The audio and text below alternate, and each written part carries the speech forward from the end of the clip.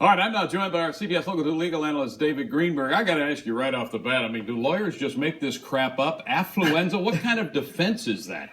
It's not in the DSM. It's not a real word. American Medical Association doesn't consider it a legitimate diagnosis. But you know what? The creativity involved must have worked a bit with the sentencing judge. Remember, he didn't walk free. He wasn't found not guilty. Right. It just changed the sentence of a 16-year-old without a record and gave him one last chance. Who killed 4 people and injured many others. Absolutely. 2 others. That's right. That's right. Now, this all came about, as I understand it, I'm sure it was the defense attorneys promoting it, but they had, I'm sure, a paid, I believe it was a psychologist, who testified and said this kid was born with a silver spoon in his mouth, did not know right from wrong, so you really can't give him any heavy punishment for doing what he did. His blood alcohol level was 0.24, 3 times the legal limit in Texas. Yeah, I can't tell you what the juvenile judge that heard that testimony thought of it, or if the juvenile judge just decided this is a 16-year-old without a significant record, I'm going to give him one chance. But yeah, there's no such word as affluenza.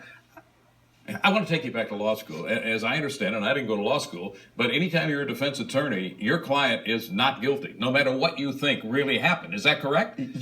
So the defense attorney did nothing wrong here. But it seems to me, though, this is almost an indictment of the legal system that this is even allowed. Your job as a lawyer is to advocate for your client. Sure. In this system in the United States, the way we believe it works best is 2 sides advocating with all force and enthusiasm against each other, and the truth will come out. Now, where's common sense come in this? Is there any common sense in this decision to allow an affluenza defense, even in the punishment phase? That is the responsibility of that sitting juvenile judge who resigned in December of 2014. Yeah, as he should have. I don't know what that person was thinking, or if it was simply this defendant is 16, and we're going to give him one chance. Is there a chance, David, that maybe a wrong can be righted here with considerably more punishment because of the fact that this teenager broke his probation, took off running with his mom, went to Mexico? I mean, because now they're going to revisit this whole thing. Will it be retried or just resentenced?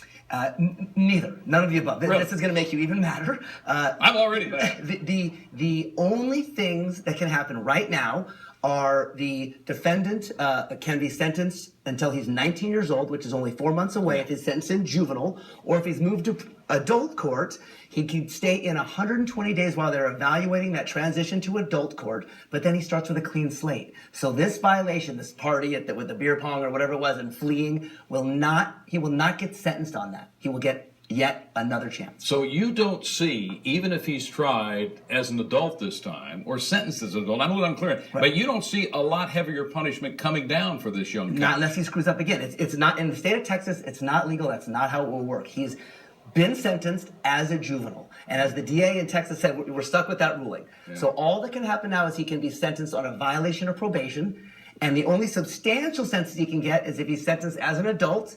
And the laws of Texas say you start clean slate when you get moved from juvenile to adult. David Greenberg, there are times I don't like our legal system. This is one of them, but we appreciate you coming in. Happy holidays. We don't kill the messenger, especially in this building. Thank you.